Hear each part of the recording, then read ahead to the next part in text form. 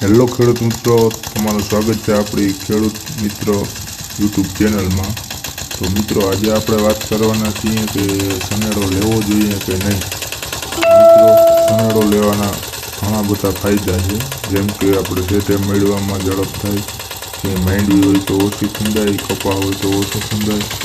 પણ મિત્રો, સનેડો લેવો હોય તો એક વાતનું ખાસ ધ્યાન રાખવું કે આપણી પાસે મોટું ટ્રેક્ટર હોય અથવા તો આપણે ખાલી ચોમાસા પૂરતું જ લેવો હોય તો જ આપણે સનેડો લેવાનો। અને સનેડો ઓછી કિંમતમાં પણ આવે છે, એટલે સનેડો હરેક ખેડૂત મિત્રને 5-6 વીઘા જમીનવાળાને પણ પોહાય છે।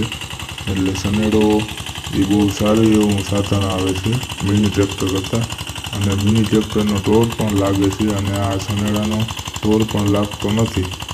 એટલે સનેડો બહુ સારું એવું સાધન છે। અને ખેડૂત મિત્રો, આપણે સનેડાથી પણ ઘણા બધા કામ કરી શકીએ છીએ, જેમ કે કપાસમાં પારા બાંધવા, રપટો હાંકવો, બેલી હાંકવી। અને સનેડામાં આપણે નાની લારી જોડીને પણ તમે લારી ચલાવી શકો છો, એમાં બહુ ઓછો વજન જોડવાનો।